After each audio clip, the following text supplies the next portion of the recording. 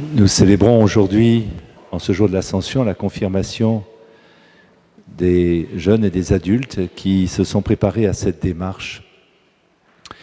Il y a un rapport très profond entre ce jour solennel où l'Église contemple l'ascension du Christ dans la gloire et puis ce que ces jeunes et ces adultes vont recevoir, l'Esprit Saint. Les apôtres sont marqués par des sentiments contraires, contradictoires. À la fois la joie de voir le Christ s'en aller vers le Père, selon la promesse qu'il leur avait faite dans l'évangile de Jean, chapitre 12, « Je m'en vais vers le Père, je retourne vers le Père ».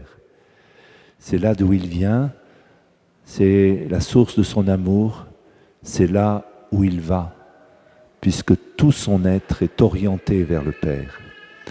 Et donc, Jésus est fidèle à sa promesse. Et le triomphe de Jésus, ressuscité d'entre les morts, qui rejoint la gloire et la splendeur du Père, est une extraordinaire source aussi d'allégresse pour les disciples qui ont partagé son destin terrestre, qui l'ont vu abandonné, qui l'ont vu trahi, roué de coups, crucifié.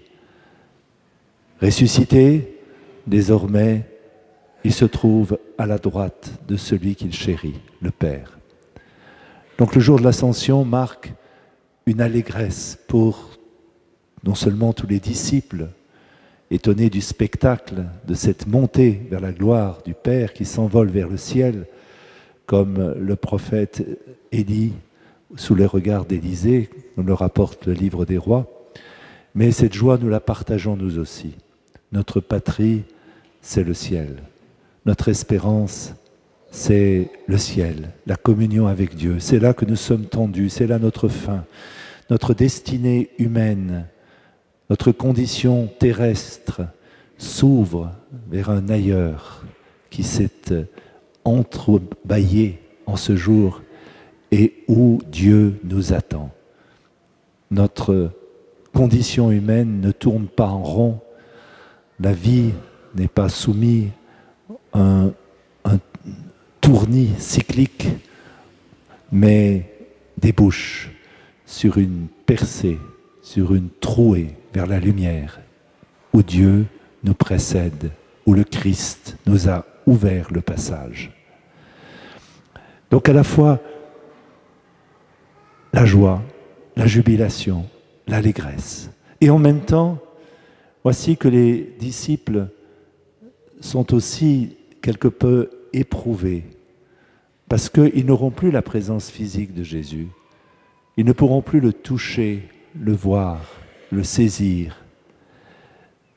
La condition terrestre de Jésus est pour eux un souvenir.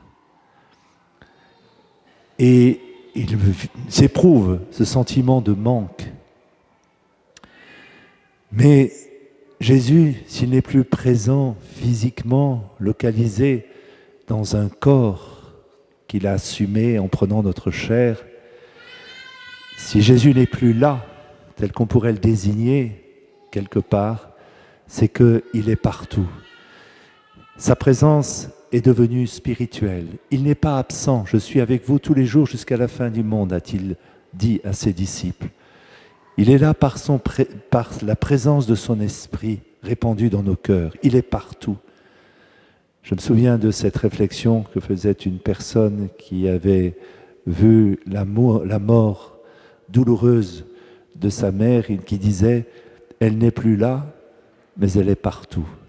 On pourrait dire de cela du Christ. Mais là, il ne s'agit pas simplement d'un sentiment nostalgique d'un passé révolu, mais d'une réelle présence de Jésus. Je suis avec vous tous les jours jusqu'à la fin du monde. Et cette présence du Christ, elle se vit particulièrement dans son Église. Jésus est présent dans sa parole, dans les sacrements. Il est présent aussi dans le pauvre, le petit. Ce que tu as fait au plus petit d'entre les miens, c'est à moi que tu l'as fait. Ainsi, la présence de Jésus devient universelle, elle se diffracte en tant de visage. Et nous pouvons le rejoindre, Jésus, à travers nos frères, dans le regard de nos frères. Joie, impatience aussi des disciples qui veulent le saisir de nouveau, qui sont tendus de l'avant, comme le dira l'apôtre Paul, vers les réalités d'en haut. C'est le temps de l'Église que le mouvement de l'ascension ouvre, le temps de l'Église. Jésus se laisse saisir, toucher, vient nous rejoindre, vient nous rencontrer à travers son Église, à travers ce que l'Église célèbre, à travers la parole de l'Église. C'est le temps de l'Église et c'est le temps de la mission. Jésus reprochera au moment de l'ascension à ses disciples, « Pourquoi restez-vous là à regarder le ciel ? Allez, soyez désormais les protagonistes de la mission. » La mission, elle continue au-delà de la condition terrestre de Jésus. Jésus nous invite, et c'est la raison pour laquelle ces jeunes et ces adultes vont recevoir l'Esprit Saint. Jésus nous invite, nous aussi, à prendre part à l'œuvre de rédemption. Jésus nous envoie en mission. Jésus a besoin de nous pour pouvoir continuer son salut, le déployer à travers l'humanité d'aujourd'hui. Chers jeunes, chers adultes, qui en ce jour allaient être bénis et remplis de l'Esprit Saint par l'imposition des mains, et lorsque vous approcherez ici de cet autel, vous serez oints de cette huile parfumée et bénie qui marquera vos fronts. Ce moment de grâce est précisément un moment d'élection et un moment d'envoi. Vous devenez des messagers de la bonne nouvelle. Témoignez du Christ d'abord par sa propre vie, par la cohérence de sa vie. Comment je puis me déclarer chrétien si ma vie est si différente de l'Évangile ? Si mes gestes et mes paroles contredisent la confession de foi que je professe chaque dimanche. Témoignage de vie, mais témoignage aussi par nos paroles, face aux interrogations d'un monde sceptique, face même aux doutes et parfois aux persécutions qui ne manqueront pas de marquer notre chemin. Eh bien, nous serons amenés à professer une parole, une conviction qui habite notre cœur, une certitude que l'Esprit de vérité vient déposer sur nos lèvres. Oui, Jésus est vraiment vivant. Jésus n'est pas un mythe, une histoire du passé. Sa présence est actuelle, contemporaine. Il continue de vivre en son Église. Il veut toucher tout homme et tous les hommes.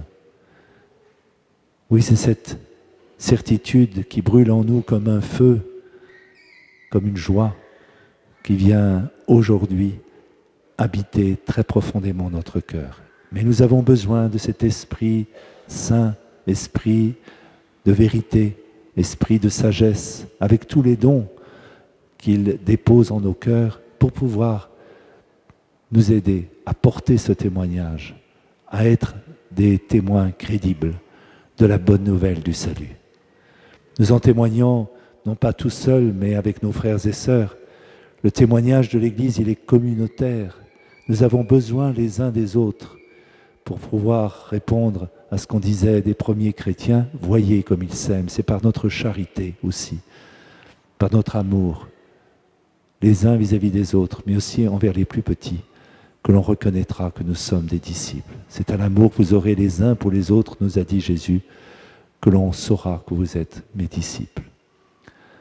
Alors nous demandons au Seigneur, et je m'adresse tout particulièrement aux parents, amis, proches, des confirmants qui les entouraient de leur prière et de leur affection, eh bien que ce oui, ce me voici, cette démarche courageuse et clairvoyante qui a été préparée par la catéchèse de tous ces jeunes et adultes, que cette démarche encourage, fortifie notre foi et que nous aidions toutes ces personnes à aller jusqu'au bout de ce que être chrétien signifie.